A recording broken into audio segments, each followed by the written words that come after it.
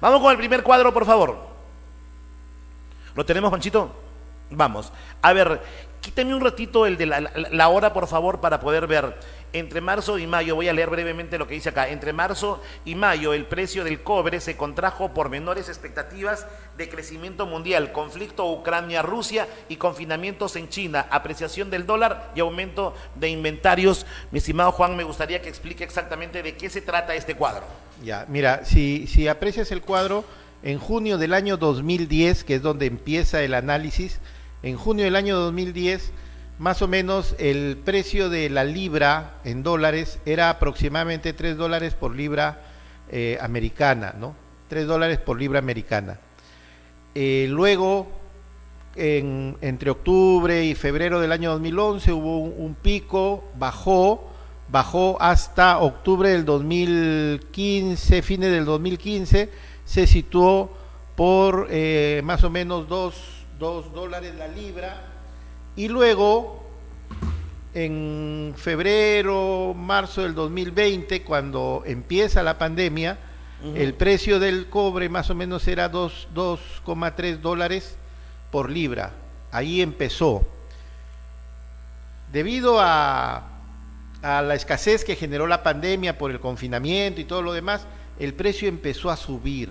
Y es algo que nosotros no hemos sabido aprovechar en su momento, porque desde el gobierno se fustigó a la minería y no hemos aprovechado estos picos, ¿no? El pico se alcanza a finales del 2021, comienzos del 2022, cuando se llega a costar la libra de cobre $4,64 la libra, ¿no? $4,64 la libra. Ahora ha empezado a bajar.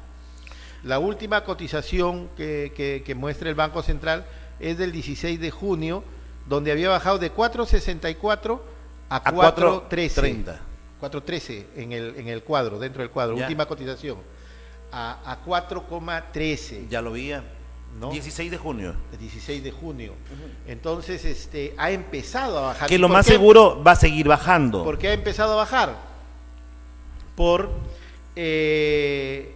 la apreciación del dólar, número 1, y 2, el aumento de inventarios. ¿Qué significa aumento de inventarios? El stock, pues. Hay mayor oferta, hay mayor producción. Y esa mayor producción, ¿de dónde ha venido? De Chile, por ejemplo. La oferta supera la demanda. Claro, entonces hay una sobreoferta. ¿Y por qué se ha generado sobreoferta? Justamente porque muchos han aprovechado los precios altos. Entonces han estado vendiendo, aprovechando el precio alto. Claro. Algo que no hemos hecho nosotros. No hemos hecho. Y ahí quería llegar. A ver, el Perú debe ser el único país del mundo, no creo que exista otro, que su gobierno, su primera ministra en su momento, la señora Mirta Vázquez, inicie prácticamente una lucha frontal para perjudicar la economía. Hay que decirlo, lo que pasa que a veces en política más pesan las mentiras que la realidad. La minería es lo que más divisas le deja al Perú. O sea, en vez que el gobierno de Pedro Castillo aproveche este momento, ahorita está bajando el cobre y va a seguir bajando, pero hubo un momento que había una demanda realmente espectacular. En vez de aprovechar, de fortalecer, de formalizar la minería, han hecho todo lo contrario. Es decir, incluso han paralizado a minas de cobre, cuando el cobre hasta hace unas semanas era buscado por todos los chinos. O sea, esas cosas de verdad, Juan, uno no termina de entender cómo un peruano puede ser enemigo de todos los peruanos, porque lo que están haciendo con las minas que se dedican a la explotación de cobre, le están haciendo un daño fundamentalmente al más pobre y al más humilde, porque lo más seguro dentro de unos meses o un par de años, muchos programas sociales que le permite a la gente sobrevivir van a tener que desaparecer. Es que hablamos de desarrollo, hablamos de industrialización, por ejemplo, el gobierno, ¿no? Habla de impulsar la agricultura. La agricultura, si bien significó en su momento, ¿no?, la principal fuente de ingresos del Estado o del Perú, ¿no?, del Perú, el guano de las islas también lo fue en algún momento, hoy en día lo es la minería.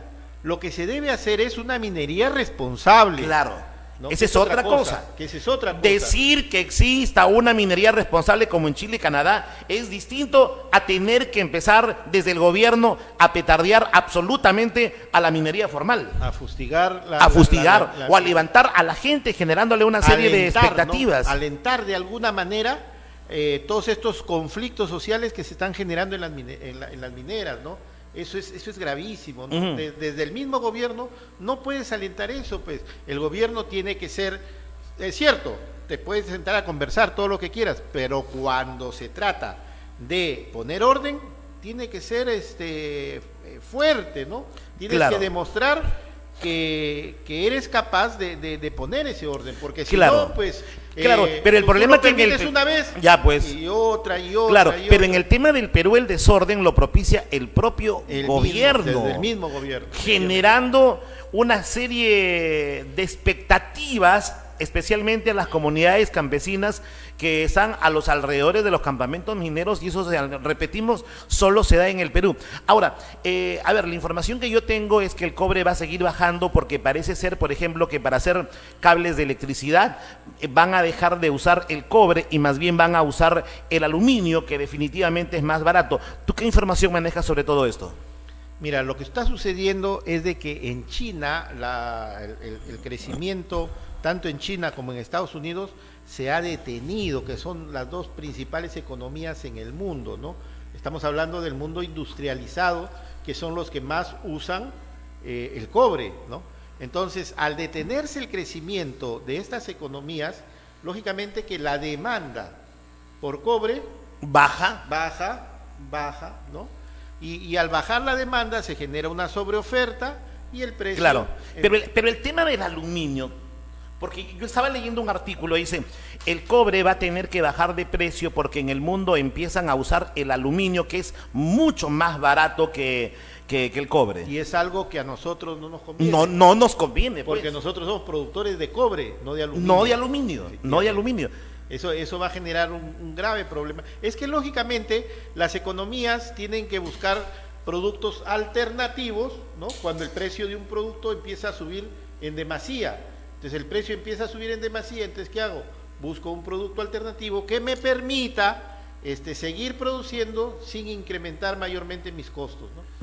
Ahora, ahí viene la labor del gobierno, ¿no? Por ejemplo, un gobierno responsable que se dedica a la exportación de minerales. Si ellos saben, por ejemplo, que en estos momentos economías que son muy grandes, nosotros somos insignificantes en realidad, como la China, como la de los Estados Unidos, entra en un periodo, en una especie de pausa, ahí viene la habilidad del gobierno, a ver qué medidas tomo mientras dure, por ejemplo, esa sobreoferta, ¿no? ¿Qué medidas tomo económicamente, que es lo que justamente le reclaman los especialistas de economistas como tú, Juan, que conoce perfectamente los gobiernos en este tipo de circunstancias? Ahí se ve si conocen o no conocen justamente el manejo de un país. Claro, eso depende ya del expertise, de la capacidad, de la habilidad que pueda tener el técnico para diseñar las políticas, las estrategias que permitan que no nos veamos afectados cuando situaciones de crisis internacional como la presente no nos afecte tan gravemente, ¿no? Tan gravemente. Entonces, eso es lo que lamentablemente no tenemos, ¿no? No tenemos, y hemos visto pues pasar un ministro, otro ministro, que no tiene, y no se trata por si acaso, solamente de tener en economía a un ministro, digamos, por así decirlo, a un buen economista. Hacia la economía de mercado, claro, alguien de carrera que se ha formado en el mismo Ministerio de Economía y Finanzas, ¿no? Porque recordemos que Graham ha sido viceministro, ¿no? Viene de las canteras del Ministerio de Economía y Finanzas.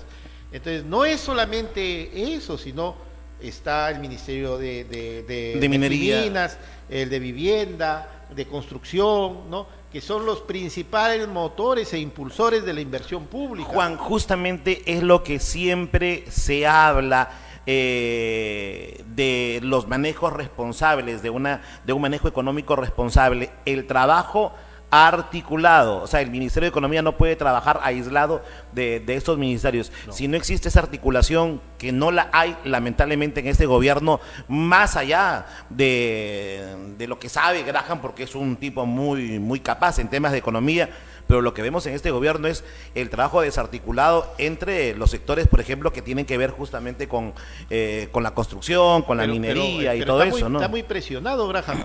Incluso se hicieron algunos anuncios de algunas medidas, ¿no? Y de algunos, me parece que hablaron también de un bono, y no se ha dado. ¿Y por qué no se ha dado? Porque cuando se empezó a hablar de esto, inmediatamente Graham fue a Palacio de Gobierno, ¿no? Porque ya, mira, el tema que conversamos en una... Del impuesto selectivo al consumo. Claro, del impuesto selectivo al consumo y del fondo de compensación de los combustibles, 4.000 millones. Claro. Ya ha afectado la economía. Mira, yo no sé si Graham se va a quedar después del mensaje del presidente, porque todo parece indicar que definitivamente esto del impuesto selectivo al consumo va a dejar una brecha muy grande en la economía nacional. Y lógicamente creo que él no se quiere hacer responsable de todo eso. Así es que vayan apuntando si es que Graham finalmente seguirá siendo el ministro de Economía. Si no hemos ido al descalabro total, es por Julio Velarde en el Banco Central de Reserva y Graham en el Ministerio de Economía y Finanzas. Efectivamente. Porque si hubiese estado, por ejemplo, Juan Pari al frente del Ministerio o hubiera seguido Frankie, la cosa estuviese, pero... peor. Mucho peor. Mucho peor. Bien, vamos a ir con el siguiente cuadro, Panchito, por favor, si fuera tan amable. Vamos con el siguiente cuadro, ahí está. Precio de la energía, el petróleo, ¿qué significa WTI? Es el petróleo crudo. Ah, ya, el crudo de petróleo y gas natural. Y el gas natural. Quíteme un ratito a la hora, Panchito, por favor. Ya, el lado izquierdo del cuadro, mirándolo tú de frente, el lado izquierdo es el precio del petróleo. El lado derecho son los precios del gas, ¿no? Entonces el petróleo, en este cuadro, en enero del 2019, tenía un precio de $50 el barril. $50 el barril, que es la línea negra, ¿no? Parte de ahí. Y el gas parte con más o menos $18 el barril. Entonces, si nos damos cuenta, al final, en abril de 2022, el precio del petróleo se ubicaba en $100, algo más de $100 el barril, y el precio del gas se ubicaba en $38. Más o menos dólares. Más o menos el barril. Para que la ¿Qué gente quiere decir esto? No, un ratito, para que la gente se ubique. El lado izquierdo frente al televisor es el precio del barril y el lado derecho es el precio del gas natural, por barril. Entonces, si nos damos cuenta, de enero del 2019 a abril del 2022, los precios tanto del petróleo como del gas se han incrementado el doble. De 50 a 100 el caso del petróleo y de 18 a 38 en el caso del gas. Más del doble. Entonces, frente a eso, ¿no? ¿Qué hacemos? ¿Por qué? Porque nosotros, ya lo hemos dicho, no somos productores de petróleo. No nos autoabastecemos, tenemos que comprar petróleo. ¿Y a qué precio compramos el petróleo? Perú no es la solución. No es la solución. Es decir, para que la gente se ubique. A ver, la raya negra, al lado izquierdo, es el precio del barril frente a su televisor. La línea totalmente negrita es cómo se ha movido el precio del barril del petróleo. Hablemos del precio internacional. Incluso, por ejemplo, en abril del 2020 llegó a costar menos de $20 el barril. Pero hoy por hoy vemos que más o menos está un promedio de $100 el barril, es decir, ha subido en comparación con el mes de enero del año 2019 un poquito más del 100%, y el tema del gas de igual manera, parte con $18 aproximadamente, y está costando un promedio de $37, es una locura, ¿no? Sí. Es una locura, y aquí mucho tiene que ver, por ejemplo, el conflicto de Ucrania con Rusia, de cómo las grandes potencias para tener reservas van y le compran a países que antes normalmente le comprábamos a nosotros, ¿no? Sí, pero si vemos el cuadro, Ucrania con Rusia es a partir de marzo, abril del 2022, ¿no? Y si nos damos cuenta, ya en octubre del 2021 el petróleo se encontraba en $80 de 50 a 80 dólares. Claro, quítale la bronca de... Sin Rusia. Ya, quítale la guerra de Rusia con Ucrania. ¿Cuál era el otro motivo por la cual el precio del barril del petróleo iba subiendo? La falta de inventarios, pues, Ujú. o sea, el escaso stock. Ujú. O sea, la demanda superaba a la oferta. Y eso generó que los precios A empiecen ver, a subir. se puede interpretar, por ejemplo, que las grandes potencias durante la pandemia gastaron gran cantidad de su stock y eso hizo que salgan como loquitos a tener que comprar para guardar stock. Claro. Ujú. Eso ha ocurrido, ¿no? Durante la pandemia, algunos dejaron de producir o producían Se paralizó la economía mundial. menos de lo que debían producir y se empezaron a consumir los stocks de inventario. Claro, mira, por ejemplo, en el año 2020, póngame un ratito el cuadro, por favor, póngame un ratito el cuadro. Si ustedes ven abril del 2020, estamos hablando justamente cuando el mundo entró en confinamiento total, el barril del petróleo se fue al suelo. menos de 20 dólares, menos de 19 dólares. Porque nadie consumía. Pues. Porque nadie consumía, pues. No. O sea, digamos, había oferta, pero no había demanda. Nadie salía de su casa, ¿no? Luego y lo mismo empieza a pasa con el gas. reactivarse la economía y empieza a subir el precio, ¿no? Muy bien, ¿en qué momento va a dejar de subir el precio del petróleo? Y digo esto porque lamentablemente el precio del petróleo incide directamente en el aumento de los productos de primera necesidad. ¿Cuándo va a dejar de subir el precio? Fundamental es que se solucione el conflicto de Ya. Rusia con Ucrania. Que parece que va a demorar todavía. Eso es fundamental, ¿no? Ya Estados Unidos está sintiendo la pegada. El presidente Biden ha viajado Ujú. a países árabes tratando de buscar oferta de petróleo, ¿no? Debido justamente a este problema y ha tenido que ir a países con los que no tenía mayor relación, ¿no? El que más sufre lógicamente es Europa, porque Rusia le proveía de combustible a Europa, básicamente, Claro. ¿no? Entonces ellos son los que más están viendo afectados con todo este tema, ¿no? En Europa. Vamos a ver hasta cuándo dura esta guerra de Ucrania con Rusia, que definitivamente ha tenido un impacto en la economía mundial. No olviden que commodities como el trigo, como el maíz, que son de los productores más importantes del mundo, bueno, han dejado de producirse y por lo tanto su precio lógicamente se ha duplicado y para algunos países se ha triplicado y eso realmente es muy, muy complicado. Vamos con el siguiente cuadro. Vamos con el siguiente cuadro, Pachito. A ver, esas son las explíquenos. expectativas de los empresarios, ¿no? Las expectativas empresariales, la parte de arriba es para la economía nacional, o sea, cómo perciben los empresarios la economía de aquí a 3 meses y a un año, ¿no? Y a 12 meses. Entonces, la línea punteada está justo en 50. 50 es como si fuese la nota de 0 a 20, Ujú. 50 es como si fuese 10, ¿Ya? ¿ya? Para abajo estás jalado, para arriba Estás bien. estás bien, ¿no? Por eso Según la nota. encima de 50 tramo optimista, encima de 50 tramo pesimista. Entonces, hasta el 2021, si te das cuenta, enero del 2021, ¿no?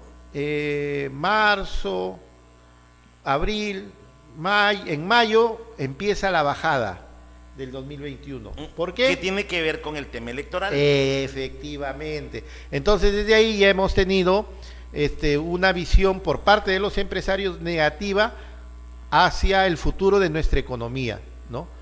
Y ahora nos encontramos pues en uno de los puntos más bajos, ¿no? Claro. 42 para el año y 36 para los 3 meses. 36 significa 0,7. Jalado. Decía al empezar el programa, Juan, que esta inestabilidad política que cada vez se profundiza más, de verdad no sabemos qué va a pasar la próxima semana. No sabemos si Castillo va a seguir, no va a seguir, es una incertidumbre realmente increíble, donde también colabora el Congreso de la República. Lo que se ha logrado en desde que se conoció quiénes iban a la segunda vuelta, lo único que hemos conseguido en el país es que las grandes inversiones, las medianas inversiones o las pequeñas inversiones, yo te aseguro que si tuvieras 5,000 soles para poner un negocio, claro que los tienes, ¿no? tú prefieres guardarlos antes que invertirlos. Lamentablemente la inestabilidad política hace que la gente no invierta, que el empresario no invierta, y si no hay inversión, Juan, tal cual lo vemos en el cuadro, lo tenemos, ¿no? Ahí está. Ya, ahorita viene el siguiente cuadro. Lamentablemente, Juan, no hay generación de empleo, y si no hay generación de empleo, tenemos delincuencia, tenemos prostitución, tenemos hambre, tenemos miseria, y eso parece ser que nuestra clase política lamentablemente no lo detecta. Vamos con el siguiente cuadro. Mira, lo que tú dices es muy cierto. No lo traje el cuadro, ahorita a raíz de lo que me has dicho, pero por ejemplo, en el caso de Venezuela, hay casi un promedio de 40 muertos por día. Ya, en el Perú, por la violencia. En el Perú solamente no llega ni a 4, mira, no llega ni a 4. Es importante porque justamente la inestabilidad de la que hablabas, sí. Esa inestabilidad que genera menor inversión, mayor desempleo, mayor pobreza, finalmente es el caldo de cultivo para la delincuencia, para la violencia que se genera, ¿no?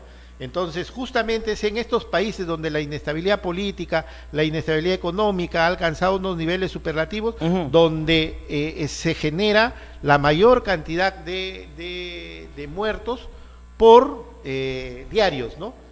Nosotros todavía estamos relativamente bien. Todavía. Todavía o sea, estamos... lo que estamos viviendo que ya asusta en comparación con Venezuela, incluso con Argentina estamos Brasil, bien. Estamos a ver, ayer estuve reunido, y un saludo para todos mis amigos de Construcción Civil, estuve con ellos reunido en Cruz de la Esperanza, y me hablaban, por ejemplo, qué podemos hacer para que ellos tengan mayores posibilidades de trabajo. Y yo les decía justamente, primero, la inestabilidad política hace, por ejemplo, que grandes capitales lleguen al Perú. En cualquiera que fuese la situación, lamentablemente muchas de estas inversiones tienen que ver con la construcción. A eso le agregamos, por ejemplo, la inestabilidad que tenemos de nuestras autoridades locales, que no generan las condiciones para tener pequeñas, medianas o grandes inversiones. ¿Quién pierde? ¿Quién pierde? El inversionista no, porque el inversionista simplemente el dinero agarra y se lo lleva a otro país donde le dé garantías, o simplemente otros dicen, ¿para qué voy a arriesgar mi capital? Mejor me lo guardo y vivo feliz de la vida. ¿Quién pierde? Lamentablemente es la mano de obra técnica calificada, etcétera, etcétera. Y cuando no hay empleo, lamentablemente esa gente por necesidad, muchos de ellos tienen que salir a robar. Si tú vas y le preguntas a una persona que te asalta, la mitad de ellos, o sea, si empiezas a analizar, a investigar, la mitad te roba porque no tiene dónde trabajar. Es decir, no tiene una posibilidad de ganarse el pan de cada día con el sudor de su frente. Roba, y otros roban lógicamente porque quieren drogarse, ¿no? Entonces, la falta de empleo por la falta de inversiones nos lleva directamente a la delincuencia, y cada vez la delincuencia es más violenta, y que nos lleva directamente a la década del 80, Juan, donde solo el terrorismo te daba el tiro de gracia. Ahora cualquier delincuente para robarte un celular, para robarte 20 soles, te mete un tiro de gracia, Juan. Mira, la economía es sumamente compleja y dinámica, ¿no? Donde lo que ocurre no solamente en nuestro país, sino en otro país, va a generar ciertos problemas en el nuestro. Por ejemplo, Estados Unidos está en una cierta crisis económica, ¿no?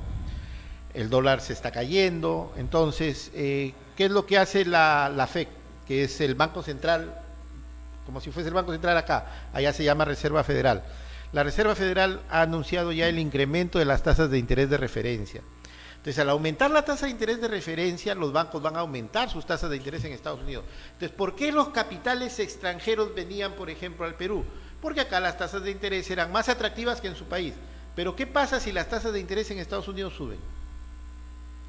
Entonces, ¿para qué voy a venir a invertir acá? Me quedo a invertir allá, donde las tasas de interés están mejor. Es una especie de proteger a los capitales de estos países. Acá, por ejemplo, nosotros teníamos la tasa de interés de referencia, estaba en 0 en plena pandemia.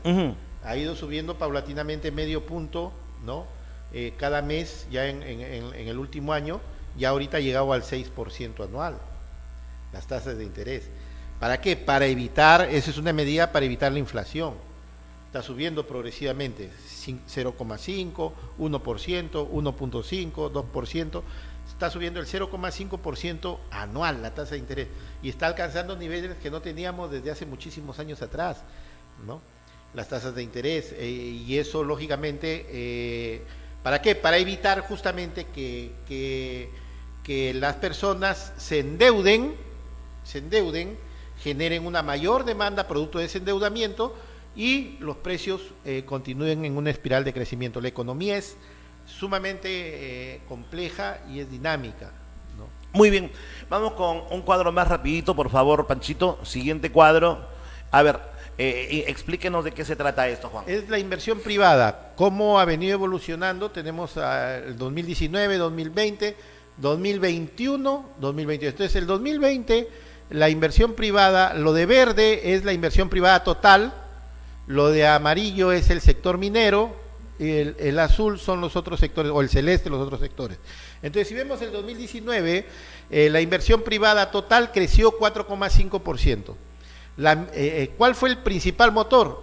La inversión en minería creció 18,3% antes de la pandemia. Así veníamos creciendo la minería, y los otros sectores crecieron solamente 2,5%. En promedio, toda la inversión fue 4,5% el crecimiento. El 2020, con la pandemia, ¿quién sufrió más? La minería. ¿Cuánto se contrajo? 25,3%. Impresionante. La inversión total se contrajo 16,5%. Muy bien, luego viene el efecto rebote, ¿no? Como hemos caído, cuando nos recuperamos superlativamente, ¿no? Entonces, ¿qué es lo que más creció? Los otros sectores, 39,4%, y la minería creció solamente 23,1%, cuando debió ser más. Y si hubiese sido el crecimiento de la minería mucho más, el crecimiento de la línea verde, que es la inversión total, privada total, hubiese sido más del 37,4%. Ya hemos analizado cuáles han sido los factores que han evitado ese crecimiento. Y en el 2022 se prevé que la inversión privada, el crecimiento sea 0%. La inversión privada total, claro. 0%. A ver, la minería se contraiga 4,9%, y los otros sectores solamente crezcan 0,6%. Yo no sé si la gente puede ubicarse donde están las barritas, el primero, el segundo, el tercero, el cuarto es del 2022. El cuarto es del 2022. Inversión minera se contrae en 4,9%, y mucho tiene que ver por todo lo que está pasando en los alrededores de las minas. Y mire el 2023. Ahí están las consecuencias. El celeste son otros sectores, y realmente el crecimiento, estamos en julio ya del año 2022, y es realmente mínimo. Este año acaba el proyecto Quellaveco. Sí. Por lo que el próximo año se prevé que la inversión privada en minería disminuya 15,3%. Impresionante. No, pero quiero quedarme un ratito en el año 2022. Repito, ubíquense en las barras, en el cuarto, en la parte número 4. Y van a encontrar la parte verde, ni siquiera se pone, que es la inversión privada total para el 2022, para este año 2022. Es 0,0%. Justamente lo que yo decía. ¿Cómo generamos empleo? Claro, justamente es lo que yo te decía al momento de empezar la conversación. O sea, hay alguna gente que se ríe, que sí, que esto, que la derecha y que la izquierda, tanto idiota que habla sin saber exactamente de qué se trata. Pero, señores, lo que manda es la realidad. Y la realidad es que para este año, te lo juro que acabo de ver ese cuadro, me asusta, porque la inversión privada para el año 2020 es 0,0%. Es decir, nadie quiere invertir en el Perú, ni capitales internacionales ni capitales peruanos. Y cuando no hay inversión, lamentablemente, lo que no tenemos es generación de empleo. Insistimos, esta es consecuencia del ruido político, de la inestabilidad política, agregado también con la inestabilidad que se propician en los gobiernos locales y en los gobiernos regionales. Déjeme el cuadro nuevamente, Juan, te lo juro por mi madre que yo no me imaginé que la cosa esté tan fea en cuanto a inversión privada. Claro. Año 2022, 0,0%. 0,0%. Mejor dicho, nada. Nada, no vamos a crecer absolutamente nada. Tremendo. Ahora, las expectativas para el 2023 y mucho va a tener que ver lo que pase esta y la próxima semana en el Perú. Ojo, es una proyección para el 2023. En inversión privada total se prevé el aumento del 2%. Digo, es optimista el Banco Central. Optimista. ¿No? Esto lo ha hecho el Banco Central. Está siendo recontra optimista. ¿Por qué? Porque si se acaba Quellaveco este año, el proyecto Quellaveco, la inversión en minería va a disminuir 15,8%. ¿Qué significan? Y ellos creen que va a haber un crecimiento de los otros sectores de 4,1%, de tal manera que la inversión privada total va a aumentar 2%. Es bastante inverosímil. Hay que decirle a todos los peruanos que si tienen la oportunidad de comer un pollo a la brasa, disfrútenlo, porque tal vez dentro de 2 o 3 años no tengamos esa posibilidad de comer su pollito con papa. No es que seamos pesimistas ni nada por el estilo, pero lamentablemente las decisiones equivocadas del electorado, el anti y el comportamiento irresponsable de los políticos nos han llevado a todo esto. Yo hasta hoy, por ejemplo, no termino de entender, Juan, cómo, por ejemplo, programas económicos que eran exactamente iguales, como el de Avanza País, como el de Renovación, como el de Fuerza Popular, vayan por separado. La consecuencia es que tenemos a este impresentable como presidente de la República, y si no hubiera ganado él a la señora Fujimori, que la situación estaría exactamente igual. Te lo juro, Juan, que asusta lo que está pasando este año 2022, pero asusta también lo que va a venir en el año 2023. La contracción minera realmente es una cosa impresionante. Ya, si ponen el último cuadro, por favor. No, el último, pásalo. El siguiente, Panchito, el siguiente. ¿No hay otro? Sí hay uno. Ahí está, Panchito. Mira, mucho se critica el modelo económico. Mira lo que ha logrado el modelo económico. En el año 2001... la dolarización del crédito en nuestro país era 79%. ¿Qué quiere decir eso? Que los préstamos en dólares eran 79% y los préstamos en soles eran solamente 21%. El sistema financiero estaba dolarizado. Todo estaba dolarizado. Te cobraban la pensión del colegio en dólares. El recibo del teléfono en dólares. En dólares. La hipoteca de tu casa en dólares.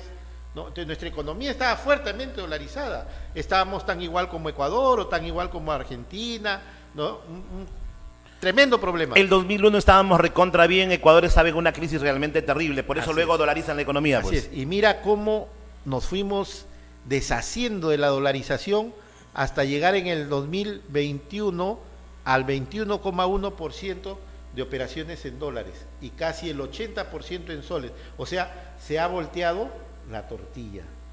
Y eso en cristiano, ¿qué significa, Juan, para que la gente lo entienda? ¿Qué significa? Que nuestra moneda se fortalece, que el sol se fortalece. ¿Me entiendes? Por eso es que la moneda nacional se ha mantenido más o menos estable con respecto a otras monedas en la región. No ha sufrido mayor depreciación. Y nosotros, ¿por qué en soles? Porque a nosotros nos pagan en soles. A ti te pagan en soles, a mí me pagan en soles. Entonces, ¿en qué debo pagar mis deudas? En soles. En soles. En soles. Y no en dólar que se mueve, sube y baja, ¿no? Efectivamente. Entonces, nuestra moneda se ha fortalecido y eso es gracias al modelo económico. Quiero terminar diciendo lo siguiente, Juan. La gente de izquierda dice... la derecha, ¿cómo es? Bruta y achorada, ¿no? Son los culpables de todo esto. La culpa es el modelo económico, la culpa es la constitución política del Estado. Esa desgracia que vive el Perú, nada tiene que ver la constitución, que hay que reformarla, seguramente muchos artículos hay que reformarlos, pero la culpa de esta tremenda crisis política y económica, Juan, seamos realistas, son las personas las que nos gobiernan, ellos son los que nos han llevado a este descalabro total que no sabemos exactamente en qué va a terminar. No es la culpa ni la constitución, menos el modelo económico que lógicamente está dentro de la constitución política del Estado. Efectivamente, ¿no? Es más bien esa constitución y ese modelo económico lo que ha fortalecido el sol, por ejemplo. Nos ha permitido un crecimiento sostenido en el tiempo, nos ha permitido desdolarizar nuestra economía, ¿no? Fortalecer el sol como moneda nacional, y eso es lo que debemos nosotros cuidar y proteger. medidas populistas pueden conllevar Ujú. a que, ¿por qué? Porque una forma de protegerse contra la inflación es la dolarización. Entonces, si continúan incrementando los precios, si no se Vamos toman a las medidas regresar a lo de adecuadas, antes. vamos a empezar a dolarizarnos nuevamente, porque la gente ve la dolarización como una manera de protegerse contra la inflación, porque el dólar es un dólar hoy y va a ser un dólar dentro de 10 años, ¿no? Muy bien, Juan, muchísimas gracias por venir. Gracias a ti, Luis. Feliz cumpleaños. Pásela bonito con toda la familia, con su esposa, con sus hijos. Ya es abuelo usted con los nietos. Y espero tenerlo la próxima Nietas, semana nietas. para nietas. ¿Cuántas nietas tiene usted? 3. Chancletero salió el Alma, invierno. Lolín salió chancletero. Sí. Gracias, Juan. Feliz cumpleaños. Pásela bonito. Gracias, Luis Felipe. Muy bien, y la próxima semana estamos nuevamente con Juan para darle algunas clases de economía a todos los televidentes. Vamos a una pausa comercial y luego regresamos, no se muevan.